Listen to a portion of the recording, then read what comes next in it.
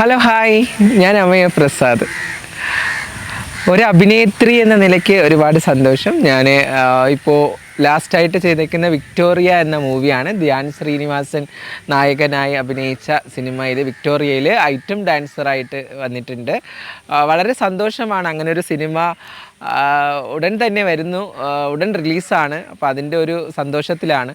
അതോടൊപ്പം എന്നെ സിനിമ എന്ന മേഖലയിലേക്ക് കൈപിടിച്ചുയർത്തിയ എൻ്റെ ജേണിയുടെ ഡയറക്ടർ ആൻ്റണി ആൽബർട്ട് സാറിനോട് എന്നും നന്ദിയും കടപ്പാടുമുണ്ട്.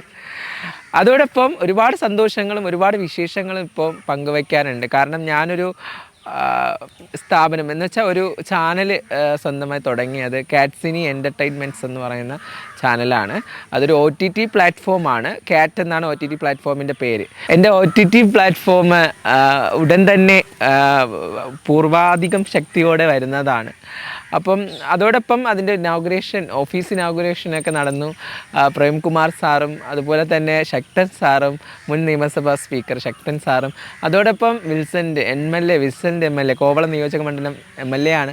അദ്ദേഹവും അന്ന് നല്ല രീതിയിൽ എനിക്കതൊരു സന്തോഷമായി നല്ല രീതിയിൽ അത് ഉദ്ഘാടനം ചെയ്തു തന്നു.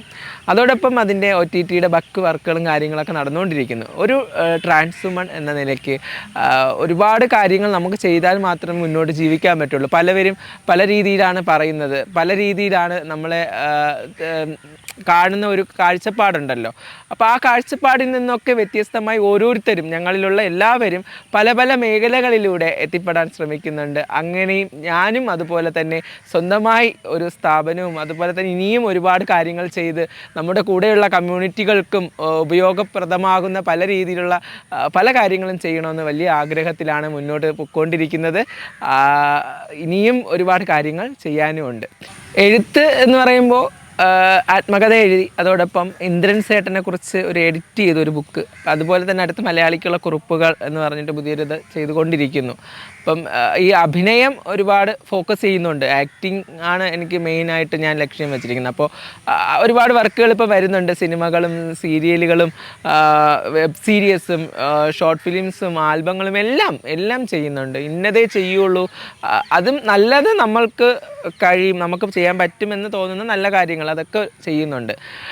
അതോടൊപ്പം എഴുത്തും കൂടെ കൊണ്ടുപോകുന്നുണ്ട്.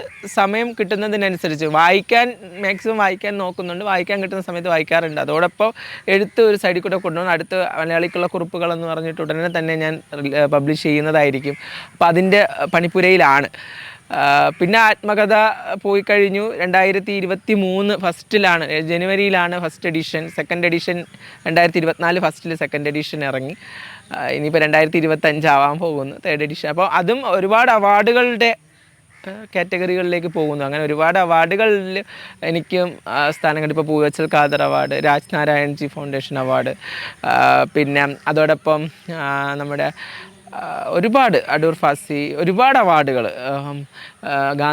ഗാന്ധി പുരസ്കാരം, ജവഹർ പുരസ്കാരം, അങ്ങനെയുള്ള പല പല അവാർഡുകളിലും പരിഗണനയിൽ വരുന്നുണ്ട്. അപ്പോൾ സാധാരണ വരുന്ന അവാർഡുകളിലൊക്കെ എത്തിപ്പെടുന്നതിലും അത് ജേണി എന്ന സിനിമയെ ആസ്പദമാക്കി ആ അവാർഡ് കിട്ടുന്നതിലും ഒരുപാട് സന്തോഷം. അതൊരു അവാർഡ് മൂവിയായിരുന്നു. അത് തന്നെ ഇൻ്റർനാഷണൽ ഫെസ്റ്റിവലുകളിൽ വിൻ ചെയ്ത സിനിമയാണ്.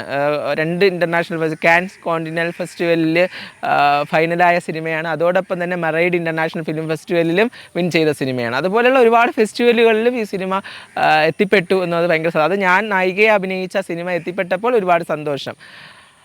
അതോടൊപ്പം ഇനിയും ഒരുപാട് വർക്കുകൾ ചെയ്യണം. വെബ് സീരീസ് ഒക്കെ കുറേ ചെയ്യുന്നുണ്ട്. Web series almost police വേഷത്തിലൊക്കെയാണ്.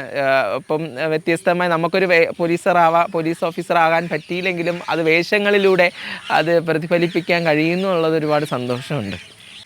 കമ്മ്യൂണിറ്റിക്ക് പറ്റുന്ന കാര്യങ്ങളൊക്കെയും ചെയ്യാറുണ്ട്, പല സ്ഥലങ്ങളിലും പല ഇതും. അപ്പം അങ്ങനെയാണിപ്പോൾ 2024 കഴിഞ്ഞ മാസം നവംബറിൽ നമ്മൾ ഒരു പ്രൈഡ് മാർച്ച് നടത്തി. 13ാമത് ക്യൂർ പ്രൈഡ് നടന്നായിരുന്നു. അതിലും ഞങ്ങൾ തിരുവനന്തപുരത്ത് വെച്ചായിരുന്നു. അതിലൊരുപാട് കാര്യങ്ങൾ ഉണ്ടായി, ഭയങ്കര സന്തോഷം.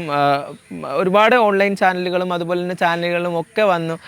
എല്ലാവരും നല്ല രീതിയിൽ കേരളത്തിനകത്ത് മൊത്തമുള്ള കമ്മ്യൂണിറ്റിയും എത്തിപ്പെട്ടു. കമ്മ്യൂണിറ്റിയിലുപരി LGBTQ എന്ന് പറയുന്ന ഒരു ഇത് തന്നെ ഉണ്ട്. അപ്പോൾ അതിലുള്ള എല്ലാ ആൾക്കാരും എത്തിപ്പെട്ട ഒരു വലിയൊരു പ്രൈഡായിരുന്നു. അതോടൊപ്പം മാനവീയം ക്യൂർ ഫെസ്റ്റ് എല്ലാ വർഷവും നടത്തുന്ന മാനവീയം ക്യൂർ ഫെസ്റ്റ് ട്രിവാൻഡ്രത്തിൻ്റെ സ്വന്തം മാനവീയം ക്യൂർ ഫെസ്റ്റ് ആയിരുന്നു. അത് ഞങ്ങൾ ആണ് നടത്തിയത്. കാരണം ഞാൻ അതിൽ ബോർഡ് മെമ്പറാണ്. കാരണം ഒയാസിസ് കൾച്ചറൽ സൊസൈറ്റിയുടെ ബോർഡ് മെമ്പറാണ്, ട്രഷറർ സ്ഥാനത്തിരിക്കുകയാണ്.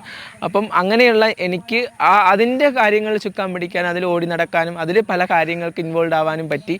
ആ ഫെസ്റ്റിൽ വിൻ ചെയ്ത ആകാംക്ഷ, അതുപോലെ തന്നെ ജാൻവിൻ, അങ്ങനെ ട്രാൻസ്വുമൺ ഫാഷൻ ഷോ മത്സരമൊക്കെ നടന്നു. അതിനകത്ത് അവർ രണ്ടുപേരും വിൻ ചെയ്തു. ഞങ്ങൾക്ക് പറ്റിയ നമുക്ക് കിട്ടിയ വലിയൊരു പ്രോഗ്രാമായിരുന്നു. എല്ലാ വർഷവും നടത്തി വരുന്നതാണ്. ഇപ്പോൾ കുറേ വർഷങ്ങൾ നടത്താതെ ഇപ്പോൾ നടത്തിയൊരു പ്രോഗ്രാമായിരുന്നു. അതിലൊരുപാട് സന്തോഷമാണ്.